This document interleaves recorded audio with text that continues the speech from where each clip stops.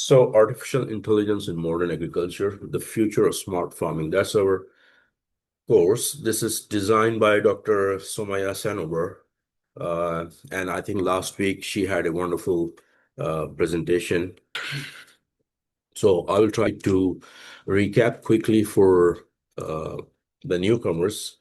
Um, Later on, if you still have doubts, we can have email session where we can clear the doubts. But right now, let's start the flow. So, why we are so much interested in artificial intelligence, because it's going to hit every aspect of our life. And I'm sure most of you are already directly or indirectly using AI. So can anyone, this question for the newcomers who are participating in the class today, can anyone from can tell me what you understand with what is AI? I think, sir, AI means it is the ability of computers and and machines to perform tasks that normally requires human intelligence, such as learning, reasoning, problem solving, recognizing patterns, and making decisions. Yeah. So machine doing what And we can do. yeah, but artificial intelligence in the modern agriculture means using AI powered system to improve farming by increasing productivity, reducing cost, and making the better decision. Yeah, those are Like the applications. Yes. yes, and that is some like crop monitoring, disease that pest detections, smart irrigation, precision farming, weather prediction. These are the applications of AI in the agriculture. Yes, artificial intelligence is a technology that enables machine to think, learn, and solve problems like humans. That's it. Mm, right. And can you also say something about generative AI? Gen AI is like for generate new content like text, images, code, music, and from using prompts. Using prompts. Okay. So in this course, uh, our core learning objectives, as we have said, artificial intelligence in modern agriculture. Why, why do we need? Because agriculture is being practiced for millennia since man started agriculture thousands of years ago. There's always production of food. Why we have to induce technology into it? What is the need for technology, such as AI? There's only one simple answer to. Increase productivity, Yeah, supply demand gap. save time. Yeah, supply demand gap. Because with the increasing population, whatever we are producing may not suffice. So how do we increase that? How do we improve that? We induce technology into our farming practice, and technology come in many ways. Like we started, from bullock carts, moved to tractors, right? Now from tractors, we have now moved to advanced tractors with a lot of other gadgets attached to the tractor, like sensors, cameras, even LiDAR, laser, multispectral camera, hyperspectral camera. All these have different functionalities that will help at the end of the day assist growers in improving their farming practices. So in this course, we are going to learn the combination of the technology and farming practices, how this can be optimized so that we reduce the cost, increase the yield, and also take care of the environment. If you typically study the side effect of agriculture, there is one typical side effect that comes along with agriculture is the environmental issue, environmental degradation, not just in terms of deforestation, but also in terms of soil health, where farmers, when they practice applying fertilizers, most of the traditional farmers, they use their empirical knowledge in farming. But modern day techniques have shown that although the empirical knowledge of the farmers is definitely useful knowledge. But what happens is, as they keep applying fertilizers, sometimes that practice lead into a new problem, climate change, greenhouse gas, such as nitrous oxide. So how we take information from the field, the management of the field, combine that information with the technology at our disposal, and then optimize the solution, which will not only at least, if not increase, produce the same yield at less cost and at less environmental degradation. That is the whole idea. So in this, the core learning objective is we are going to look into Internet of Things and drones, how we can use drones for real-time telemetry, multispectral imaging using cameras, AI decision making like turning sensory data sets into predictive insights. So even before the yield, you are now able to tell what would be the, let's say if you're growing corn, then how many bushels per hectare you are going to get. You will be able to tell well in advance, taking into criteria the meteorological factors like what will be the weather pattern, weather conditions, how will be, because agriculture is totally dependent on weather and climate. And farmers, they don't rely on climate or weather. That is one of the reasons why most of the farmers tend to use extra fertilizer, hoping that that will compensate for whatever is the shortcoming from the climate, or whether it's lack of precipitation or excess of precipitation. They have their own factor of safety. In fact, in US, most of the farmers have insurance to their field. If the field, due to climatic condition, get damaged, then the insurance agencies will compensate them. In India, farmers are not that lucky.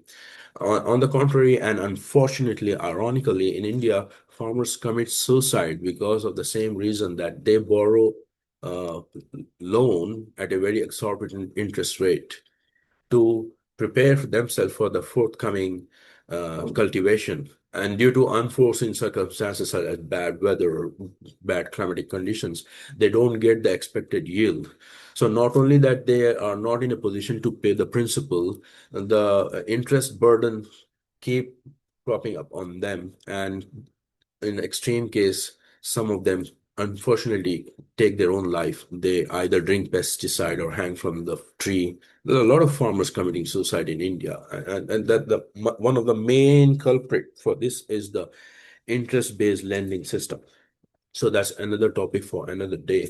Nevertheless, how we as professionals try to learn the advanced agricultural systems and try to help these farmers. And even if we are ourselves interested in farming, how we can help ourselves.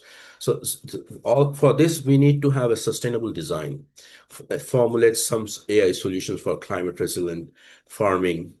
And this also leads to, this particular course is interesting in a way that since you guys are a you know plethora of different schools, colleges, even fresh graduates, I think, and some working professionals, but all of you are in early career or early career stage, or high school, college. So you'll be able to decide whether this course, if this course is interesting enough for you to pursue further, take it as a main career for your career path for yourself. So anyone passionate about AI, technology, and the future of agriculture is warmly welcome to join, as said by our Dr. Sanober. So how do we sustainably feed world by 2050? I don't know. Let me ask you a question. Our planet Earth, can you tell me how much population our planet Earth can support, sustainably support? What size of population can our planet support? Any wild guess or any scientific guess or random guess? Sir, I would say 10 billion people approx. Is that a guess or just some empirical data, or you got from some research? Just a guess? So, sir, it's just a guess. Since I think 10 billion is like a very fair amount, to be We honest. are already reaching 9.6 billion, I think 9.7 billion. to some estimates, our planet Earth can support 150 billion people. Okay, we are not even 10 billion right now. They according to that research paper, they had some argument in supporting this figure. By 2050, if the population is going to be around, I don't know, how many billions? 9.7 billion, is it? By 2050. That's according to FAO. Probably 10 billion people. But nevertheless, the dilemma here is whether increasing population will meet the increasing food demand or sustain the food demand for increasing population, or are we not doing enough to meet the demand? So I think I will go in between. 150 billion may be extreme. 10 billion is what we are going to hit by 2050. Maybe 25 billion, 30 billion. I don't know. I'm also like you in the same boat, making a random guess. Uh, Whatever be the population in the forthcoming decades and next century, nevertheless, we have to meet the food demand for the living population, right? So, as you can see, historically, we have been improving in our food production. Our food production is increasing year over year. Of course, there are many incidents of drought, natural calamities, and human-induced calamities like war that damage uh, uh, agricultural fields. Especially the Middle East and North African region has been burdened by human-induced catastrophes such as war, never-ending war for so many decades, like at least 2 decades now. So North African countries are now feeling the burden of this war. They are getting drought, they are getting water stress. So food production demand, 50% food produced. To feed this population, agriculture must produce 50% more food, feed and fiber, alongside a massive 25% increase in fresh water. Of course, that is part of the game. Unless and until we have sustainable practice, we are not going to meet the demand supply gap. And of course, because of the increasing population, there is a urban sprawl that we are cutting the forest and increasing the settlements. So as we deplete the forest and disturb the natural habitat, that will have a negative feedback into the entire ecological balance. So as been said here, over 60% of human-induced land degradation now occurs on agricultural soil. So expanding farm areas is no longer an option. So what is the alternative? The alternative is we try to find the solution through technology. Uh, in Singapore, they do vertical farming, right? And in many countries, they have started practicing vertical farming. In metropolitan cities nowadays, people are practicing farming on the rooftop, the greenhouses, soilless farming. In fact, I've been for the last 8 months, I've been studying a trend here in Telangana, in India, South India. Uh, People who were traditionally growing um, turmeric in the field. Now they have changed it. They have changed the practice. They are growing turmeric in soilless medium. So they are growing turmeric in growing bags.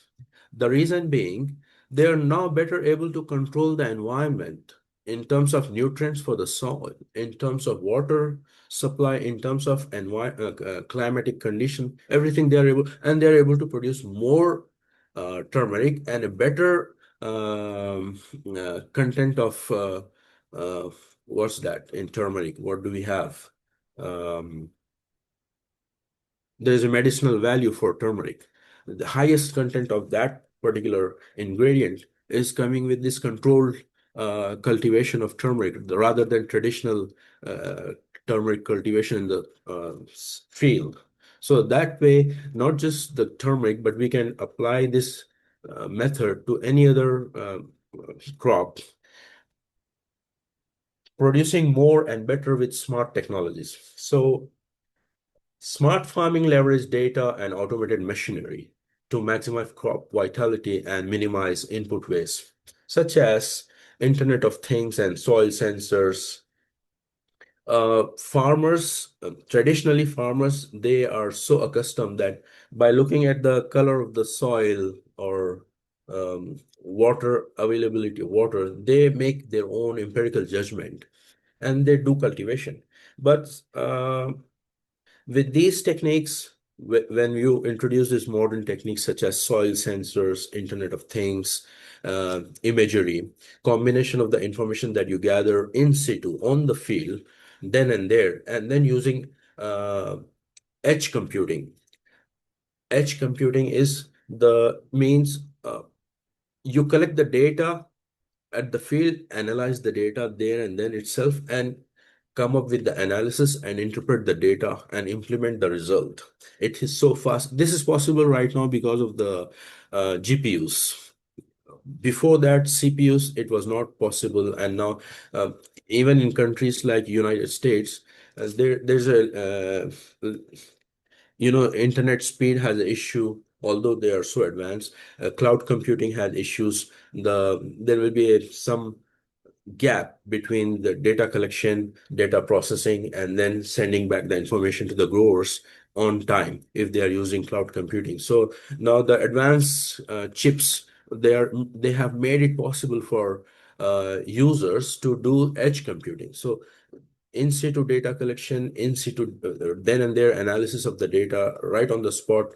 You will get on the screen the interpretation of that data, and then you will be able to decide then and there how you are going to take the next step, which particular part of your field is deficient in nutrient, which particular part of your field is degrading in soil, which particular part of your field has patches that have more soil or organic content. That information will give you, like, you don't have to apply fertilizer at that particular patch. To that precision level, we are now already advanced using all these technologies. In future, right now the technology pipeline is going in a direction that in future we are able to address a single plant. We are able to assess what is the need for a particular plant, when does it need water, when a particular plant. So you got a field, and in field, let's say for the sake of example, if you are growing sugarcane, in 1 acre you have thousands of sugarcane plants. Right now, if you're giving a solution at the field scale, in the near future you're going to give a solution of individual sugarcane plant, what is the need for that sugarcane. That much precision we are going to achieve with the introduction of robotics, with the introduction of advanced computing power. Of course, satellite data and drones as auxiliary information. Have you, did any one of you have ever used drones in your career or in your study, if you're doing graduation in agriculture, or otherwise just as a hobby, use drones? So I'm personally, I'm a drone pilot. I have a DGCA license to fly agricultural drone, and my license is valid for 90 countries where I can fly drones. I have used drone for spraying in pesticides, especially because I'm also into agriculture. 2 years ago, we did red chili on a 6 acre farm near River Godavari. We just leased land and we did this red chili. And last year, we have 5 acre land near Zahirabad here in Telangana, where we are doing now sugarcane. What I notice in both these experiences is there's a shortage of labor. Labor is not available for the farmers to work in their field because of the industrialization and because of urban sprawl. Many manufacturing companies are expanding. So the people who used to work in the field, they are now opting to work in the factories and manufacturing units. So because they're being better paid. And it's 9 to 5 job. In agricultural field, you have to be there whenever you are required to be there, and you have to be there for a long time. So people are finding alternative and better living conditions. So this creates a gap, labor gap for the owner of the land, especially those who are doing agriculture. So what is the solution? This robotics will be very handy for them. And any other automation that can be used on the field will be very handy for them. In fact, when we were growing red chilies, I personally proposed to develop a robotic plucking hand that will pluck red chilies. So they at that time they asked me not to venture into this at this moment, because our farmers uh, are getting enough labor. Otherwise, they will be out of job if you bring automation. Those who are coming from Jharkhand, West Bengal, and Uttarakhand for plucking red chilies, they will be out of the job. So we decided to shun that project. But now I thought that I should bring back and start working on this project. We need robots to pluck, to do the harvesting. There are harvesters already in use for paddy, for cotton, and for, I think, um, other crops. But for fruits, we need robots that can pluck, that can do the harvesting. Otherwise, farmers will suffer a lot of loss if they don't get labor in time. And moreover, these are perishable items, and also the infrastructure is not that vibrant that they can pluck it and keep it in cold storage. There are not enough cold storage also. So in India, right now, the entire perishable market, including fruits and vegetables, it's around 2 lakh crores. Uh, those who are from US, you use Google to translate into convert this into US dollar. So 2 lakh crores. Out of this 2 lakh crores annual market size of perishable item, 90,000 crore, the Indian farmers suffer loss because of the damage to their crop from the supply chain, in the entire supply chain, from field to the market, because then they don't have enough logistics, they don't have enough storage facility, they don't have storage convenience. So most of the time they end up part of their yield getting lost. And if you combine the entire loss across the country, it's 90,000 crores. So you need more and more sustainable solution, where you can help farmers in many ways, not just with technology, but also some preservations of their produce. So how computers learn from agronomic data? So AI translate complex data, sensory data, into automated actions that farmers can act on immediately.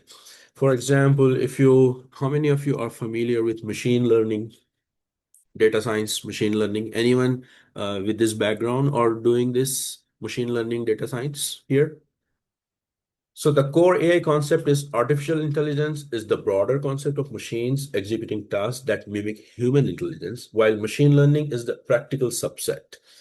So what we do in machine learning is we train the computer to mimic, to take the data, whatever the data you have, you feed into that program, and you partition the data into a testing data, and then you training data, and then you train the machine with the training data. So number of repetitive iterations. Once the machine is trained enough, then you will apply that to the testing data, and you will see how your training data, how your program has fit into the testing data. If the fitting of both the data is almost very close with very, very minimum error, then your model is very good. You use that model for all your future analysis. As long as if you are tweaking something, as long as there are change in your field parameters, because when you're farming, you have a management data of your farm, of your field, like how much fertilizers you're applying, when you're applying, what is the water, how much water you're applying, when you're applying, how is the soil condition, what are the nutrients in the soil. All this data is the field management data you feed into your model. And then you play with the permutation and combination of meteorological data, creating scenarios like if we have this much rainfall, if we have this much drought, how is the intensity of sun over a period of over this growing period? All the meteorological data, uh, soil data, field data, farming data. You combine this, make an agricultural model. Let's say we have a yield predicting model. So you feed all your data into this yield predicting model, and then you, based on scenarios, you make a prediction that, okay, if we fulfill these conditions, then we are going to expect this much yield. Let's say you are growing corn. So you input all the data that is required, and then the corn predicting model will give you for this particular acreage how many bushels of corn you're going to get as a yield. And if you let's say you introduce some kind of a disturbance, weather disturbance, climatic disturbance, or disease infection, then you will check the scenario. If that happens, what would be the reduction in yield? What and based on that, what you will do, you will advise the farmers to say, and even some of the data, like hyperspectral data from satellite or airborne data or from drone, there's a sensor which is called hyperspectral sensor. It has camera. We have typical camera with RGB, three bands, red, blue, green, right? So we have another data on the uh, electromagnetic spectrum we call multispectral data that has more bands, not just RGB, red, blue, green, but we have uh, visual, infrared, near infrared, far infrared. Then we have hyperspectral data with much more expanded wavelength.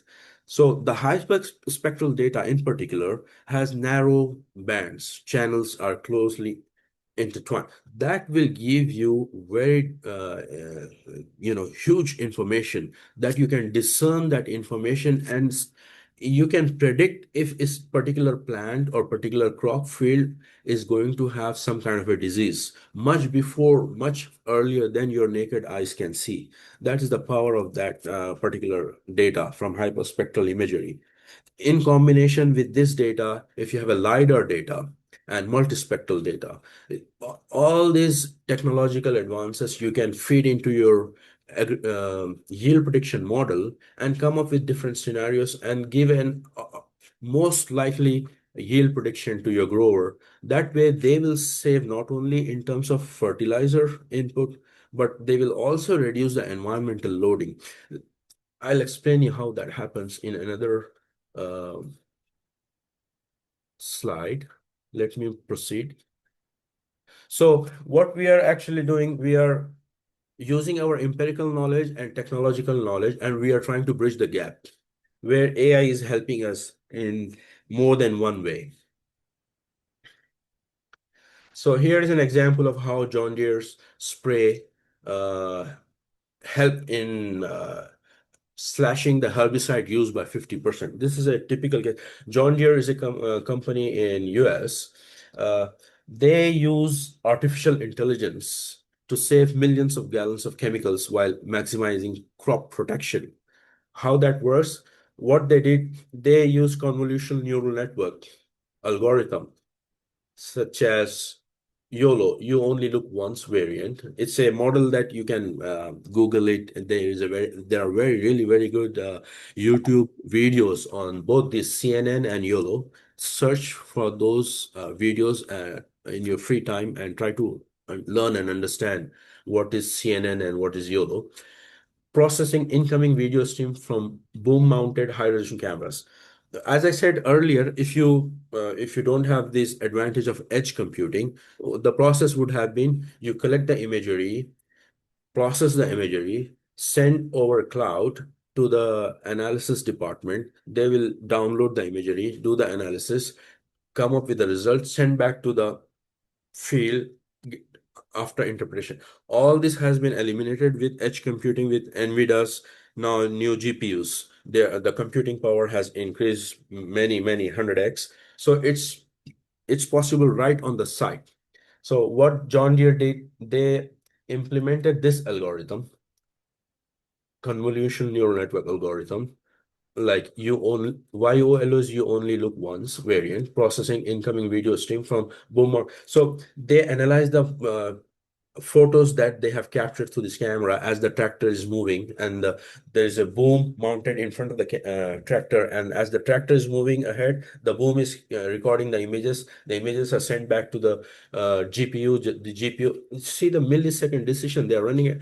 The tractor is moving at 15 miles per hour, and the machine uses edge GPUs to achieve an execution window of less than 50 milliseconds from detection to precise target spraying.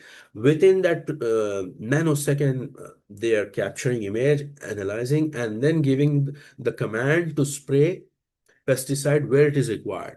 That way, they were able to achieve reduction in wastage of pesticide by 50%. So typically, if you imagine in our neighborhood, if you are living in a countryside, if you have gone through while you're traveling, if you have seen our farmers, they hang something backpack and then they keep with a nozzle spraying across, cornfield or sugarcane field or paddy, or they do it manually, and they are doing it all over the crop.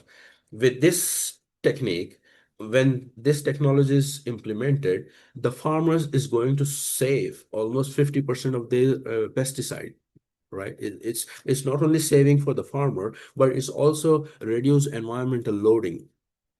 So I did a project back in 2016, 2018. I was given the data of 8 states, corn belt. In Midwest in US, there are 8 states that grow corn. It's typically known as corn belt. So the growers there grow only corn. So wherever you see, as long as you can see, you see only corn field.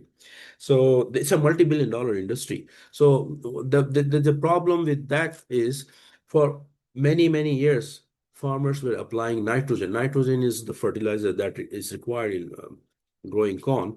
So for many years, they were applying nitrogen fertilizer. Every year, they grow corn, harvest, they come back for the next season, they apply fertilizer, grow corn. This was repeated, and they didn't realize that over so many years, over multiple years, the nitrogen surplus increased to such an extent that whenever there's a rainfall, precipitation, the surplus nitrogen that is there on the field, that nitrogen either seeped into the water and polluted the groundwater, or it, due to runoff uh, through the Mississippi River Delta Basin, uh, seeped into the Gulf of Mexico and created hypoxia to the size of the state of Florida. So the entire marine life there is dead.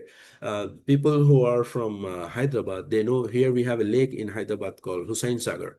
The Hussain Sagar lake is, for many years, it was like a greenish water, green water. The entire marine life was dead. There were fishes, dead fishes, and all. That happened because there's no oxygen in water, and that happens because some chemicals contaminated. So in this case, in the Mississippi River Delta Basin, the entire delta basin was contaminated by surplus nitrogen.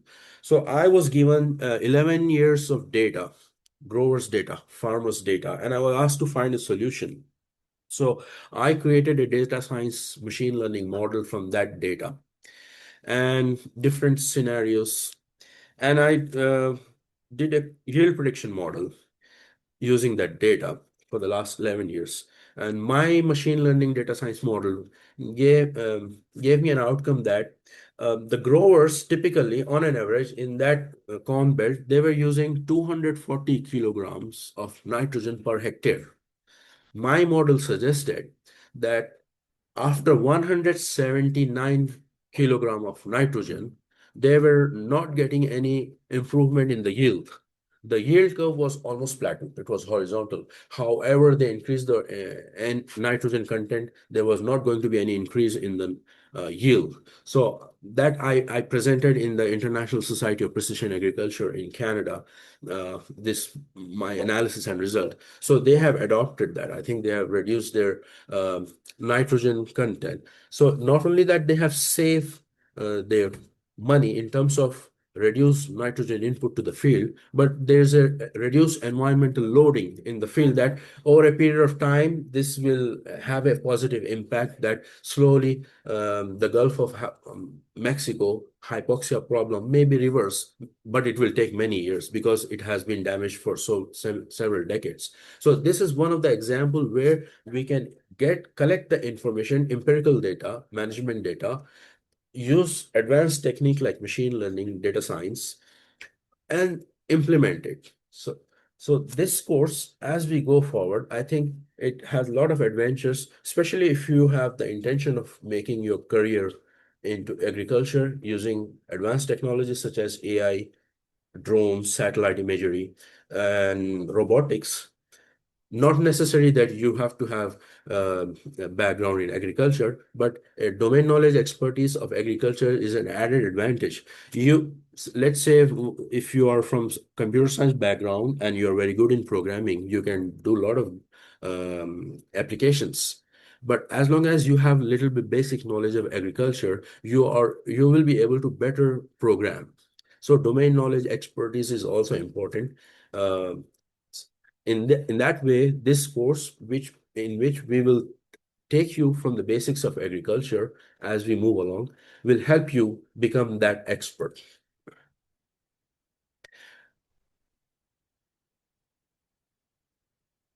So moving on, CropX, translating real-time soil telemetry into water saving. Another example of how technology can improve efficiency in the field. So the hardware and by aggregating data from soil to sky, farmers make predictive irrigation decisions to mitigate drought and disease. Continuous in situ soil monitoring. So rugged self-contained soil probes capture real-time moisture, electrical conductivity, and temperature at multiple depths. Satellite telemetry fusion, soil moisture measurements are aggregated in the cloud alongside dynamic meteorological data and multispectral satellite imagery. Agronomic decision, direct guidance on when to spray fungicide, how to optimize water schedules, and predicting dryland moisture trends. So I have already told you about this using an example, how we collect management data and how we use that management data using advanced technology. So in this particular example, as cited here in the slide, I'm guessing CropX is the name of a company here. So how CropX drive efficiency? Yield optimization. By giving plant precise nutrition and irrigation when sensor threshold indicates stress, farmers consistently increase average output per acre, of course. Resource conservation. Overwatering causes root rot. जड़ सड़ जाती है अगर पानी ज्यादा देंगे. And nutrient runoff. And yeah, of course, if you have more water, the water will take your nutrients off. बहा ले जाएगा. Precision watering schedules ensure water is applied strictly within root zone boundaries. So ultimately what we are doing, we are reducing the risk. So improved information will reduce the risk. But if you typical in Indian scenario, what we have to make sure that our farmers need to be educated. Unlike in the Western countries, or for that matter in China, farmers are well ahead, advanced, and educated, learned, and they are also um, uh, coming forward to adopt new technologies. In India, there is still a hesitation to adopt new technologies. Farmers are not very willing to adopt new techniques. If I take a drone into the field and offer them spraying, they will shy away or be hesitant to pay for spraying using drones a little bit extra rather than doing it by themselves. They will do it by themselves, on the contrary, rather than paying extra and using the drone because they don't still accepted the technology. But slowly, the government is also facilitating. I think last year, the government has trained 1,000 girls across India how to use drone, and they gave each of these trained girl one drone for free of cost for them to create a job. So now these girls in their village, in their district, they are using as a drone as a service for spraying pesticides and for seeding and all that. So there's a change coming in, but the translation of this change that is required is still slow, but it's anyway positive in a way. So predictive disease model flag potential mildew or root fungal outbreaks ahead of physical crop manifestation, prompting early protection. So that will help the farmers identify which particular patch in their field is going to be infected because of these causes. So the earlier the information is transferred to the farmer, the quickly they take intervention actions, the better they will be able to produce their field and hence expect to get the yield that they anticipate, or maybe if everything is better they might get yield better than what they anticipated. Monarch tractor innovation, litigation, and market realities. I think this is a case where how if there is a mismatch in technology and intervention can cause problems. The rise and pivot.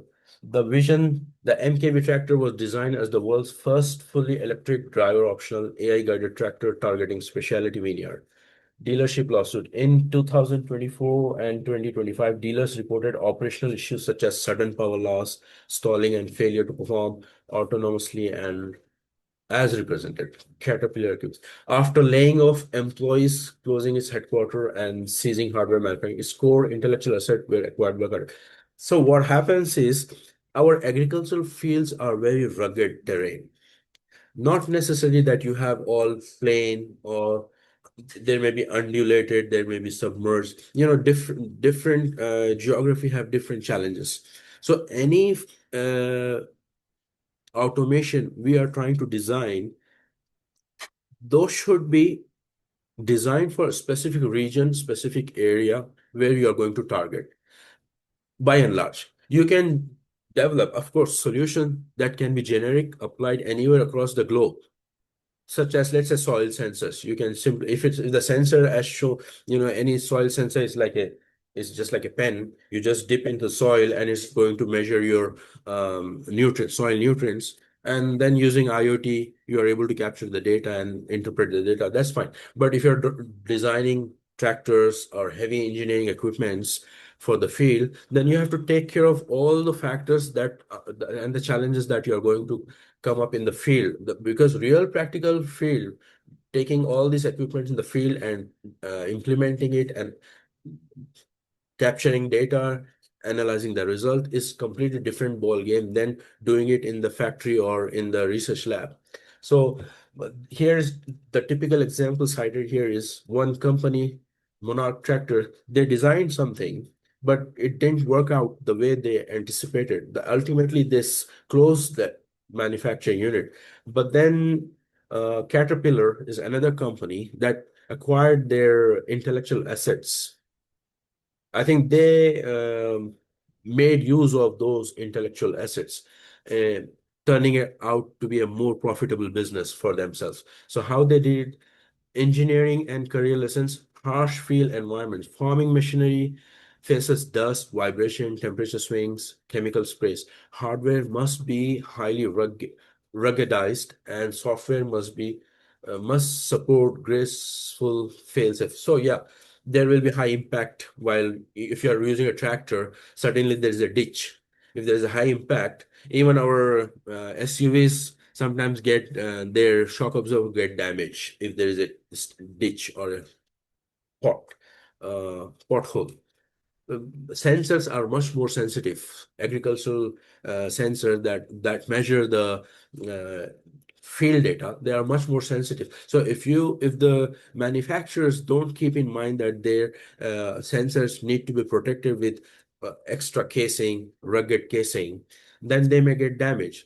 So in this case, real world there will be a liability on the part of the manufacturer if they don't. So unlike in Western countries, farmers have insurance. The companies will compensate if there is a loss because of the manufacturer's mistake. But in third world countries, in Africa, in Asia, And in India, I don't know if the farmers get that much factor of safety and insurance for their investment into these gadgets and uh, equipments and machinery. So software licensing pivot capital intensive hardware is incredibly risky for startups. So Monarch attempt to license its Monarch One software autonomous platform showcase the business value of flexible air system.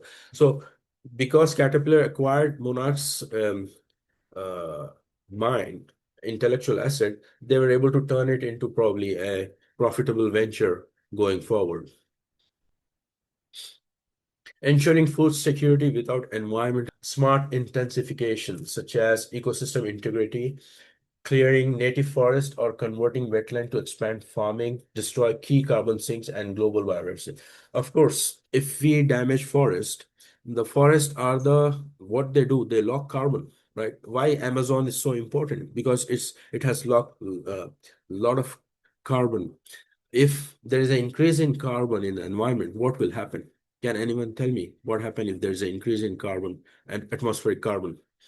There is increase in the amount of carbon dioxide. There is increase in the temperature, that is known as global warming. Yeah, exactly. So we have another other issue. If we increase the carbon, if emissions, then of course the blanket that is protecting us will get ruptured, and then we get harmful rays coming from sun, which are so far being stopped by the atmospheric layers. So carbon or methane or nitrous oxide is a very powerful greenhouse gas. Methane is also, it's very potent greenhouse gas, 25 times more potent than carbon monoxide. So while we are devising solution for modern agriculture, we have to keep in mind that while we are introducing smart solution, are we not leaking something else? So a holistic solution, a holistic design proposal that uh, take care of entire sustainability of the ecosystem of food production supply in the entire supply chain, not only at the field, but from farm to fork. That's a holistic way of thinking, that from farm to fork in this entire supply chain, are we trying to develop sustainable solutions that will keep our ecosystem in balance?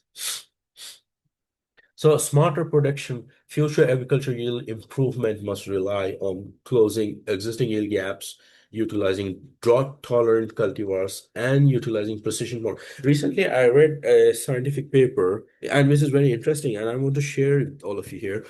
The Chinese, mashallah, they are so advanced in many ways.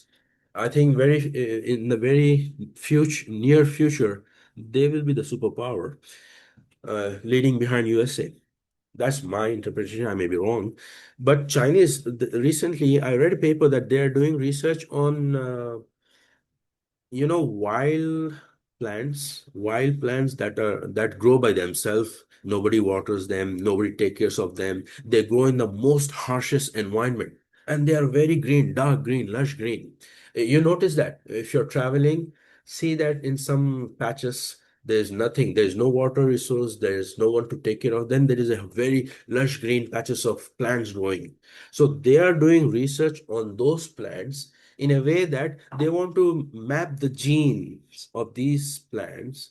They want to find out how these plants are growing even in this harshest condition, keeping themselves with nutrients, keeping themselves with greenness index that is required for them to flourish, without water, without nutrient, without fertilizer, without nobody taking care of them under very harsh condition. They get the information, their genetic information. They want to map that information to paddy, to corn, to other cash crops. That's a very smart way of thinking, I thought, because if you're able to do that, if you're able to map, you know what you're doing? You're trying to grow your regular crop, cash crop, or your regular agricultural grains with less water, with less fertilizer, with less nutrient, in a similar way that those wild plants are going in the harsh condition without all these nutrients. If that happens, I think if they succeed, or if anyone since then, Mohammed, because research is like a, it goes in parallel in many ways. Many people are thinking the same way, trying to do the same thing, trying to solve the same problem, but in a many different ways. Someone come up with a very novel solution very quickly and they become famous. Some come up with a novel solution, but they don't become famous because they are not known. This happens all the time in research area. That is not the issue here. What I'm saying is, if this idea of studying the characteristics of those wild plants and mapping those characteristics, successfully be able to map to the agricultural crops, then are we not going to reduce water consumption, nutrient intake, soil health, many things? With less, we are able to produce more if that happens. So that's a very interesting research topic. Um, uh, Earlier this year, I have been invited uh, in Osmania University for a program. So by a professor from biotechnology group. And so I told her, since you're doing research, maybe you should take a PhD or postdoc student with you and start researching on this topic. How those wild plants survive under those harsh conditions. Can you get the information and map that information to the regular crops that we are growing? Then that will be a major breakthrough. So anyone in this group who have connection with your agricultural laboratory or university or college, I'm sure Professor Sanober, she might have thought about this. If not, she can also think and take this particular topic as one of the research topic. So the next generation STEM opportunities, if since you are in this room, you might be inquisitive to find out, because some of you who told me, I'm still trying to figure out.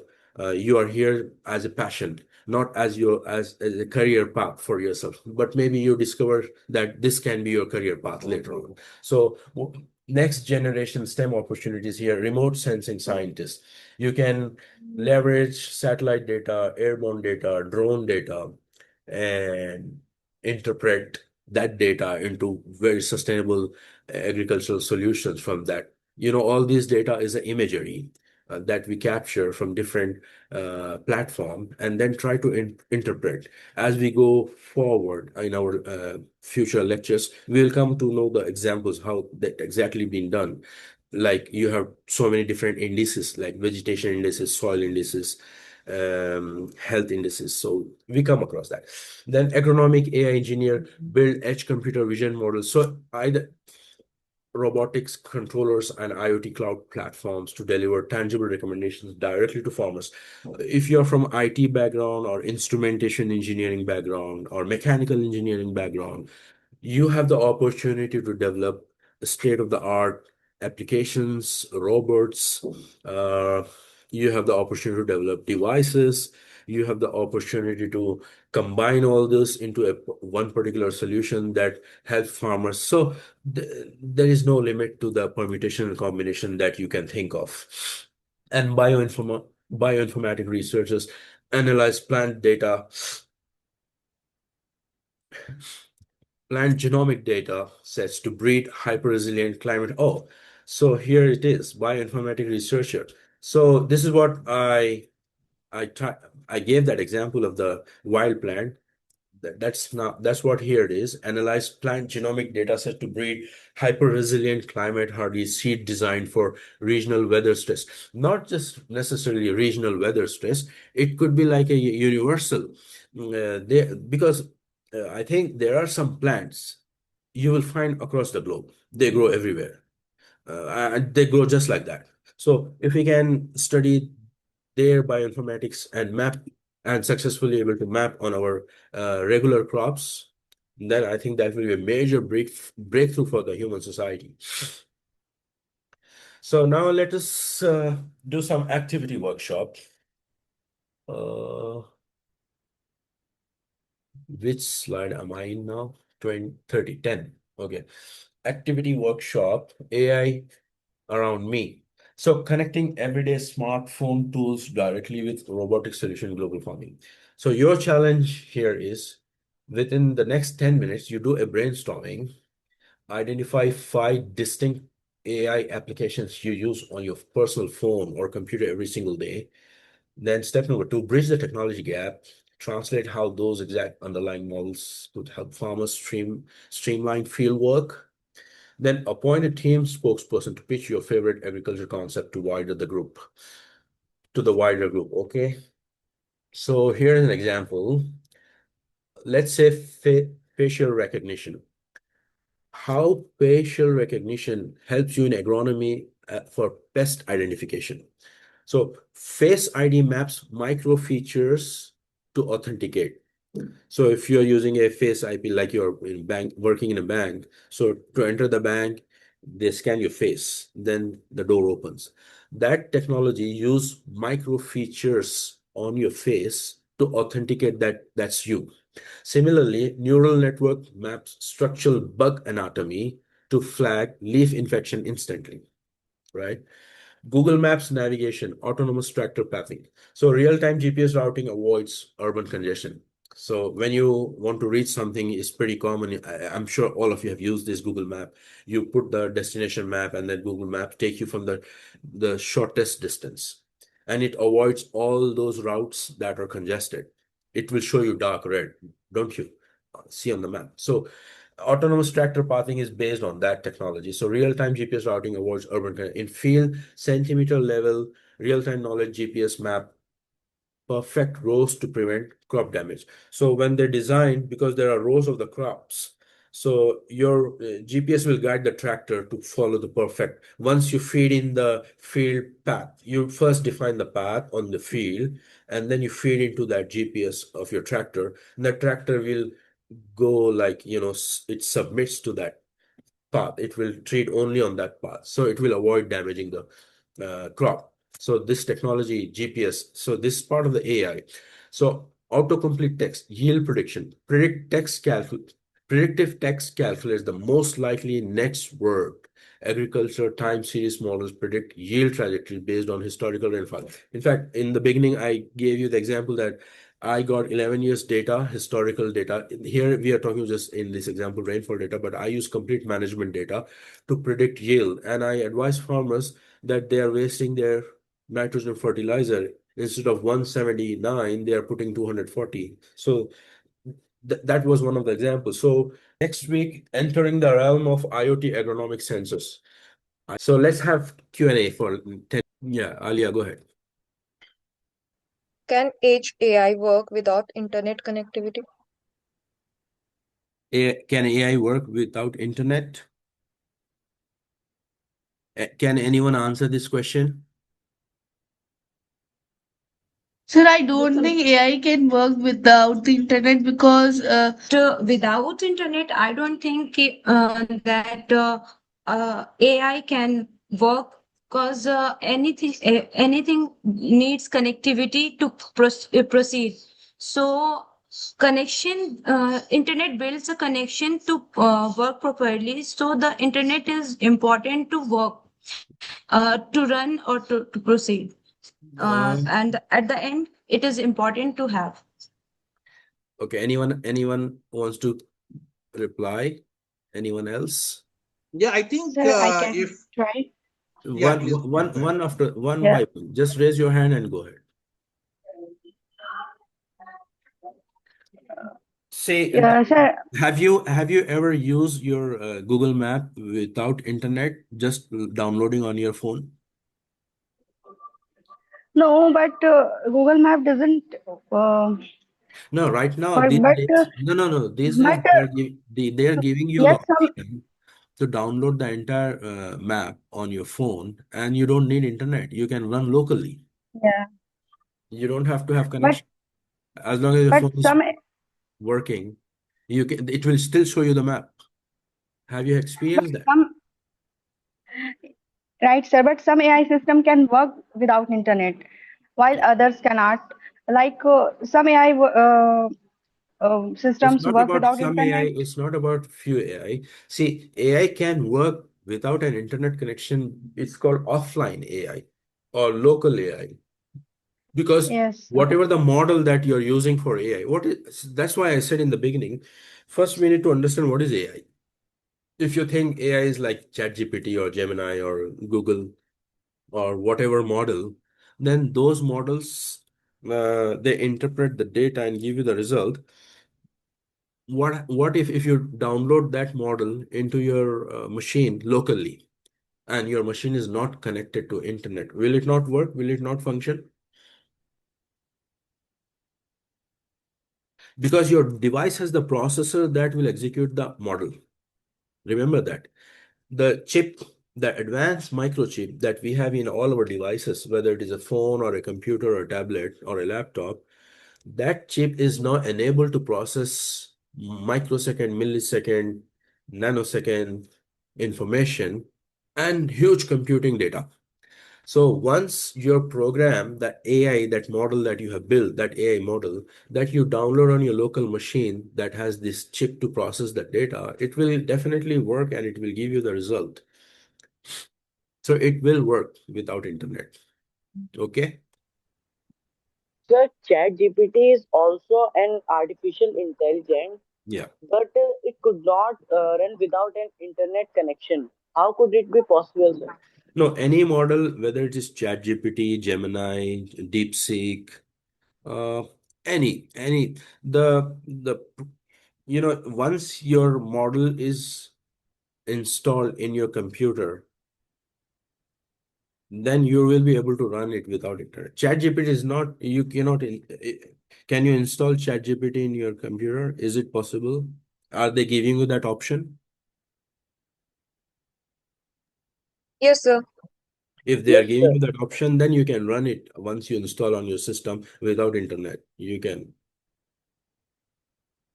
It may Uh, not be able to go and search the web to find the answer, but whatever the information it has built in, it will give you a result based on that information. So there is a limitation to that. Let's say, I'll give you an example. Uh, there is a company called, I think, Data Cent. If I remember the name, Data Cent. You Google it later on. That company, what it does is it records in every minute how much data of which type of data is being transferred, is being transmitted in the web. They catalog that. They It's like, oil rigs take out oil from the oil wells. These guys pull the data from the internet and they record which type of data every minute internet is transmitting, whether the data is in the form of text, whether the data is in the form of audio, whether the data is in the form of image or a video, any type of data, digital, analog, what they have that they put a graph, a pie chart, like for example, in the last 1 hour, Facebook has transmitted these many hundred hours of movies. Oh, sorry, Netflix have transmitted these many hundred hours of movies. In the last 1 hour, Google Zoom has conducted these many hours of meetings, like thousands of hours of meeting in last 1 hour. This kind of data they catalog and they publish it, and that data is useful for some companies. So, uh, if that information that is being available on internet in fraction of seconds, every second new data is coming, then for your smart AI model to come up with an answer that is most up to date, you have to have internet connection that it will search the web, interpret, and come back and give you the result in fraction of seconds. But it doesn't mean that if there is no internet, it will not function. It will function. It will give you the result, but your result will be limited to the information that it has stored in it until then. So you got my point. Any other question? So, what are the type of sensors used in agriculture? There are many different type of sensors. We have, crop sensors, like we measure leaf area index, called LAI sensors. You'll come to know in advanced classes. We have multispectral sensors. We have hyperspectral sensor. We have lidar sensors. We have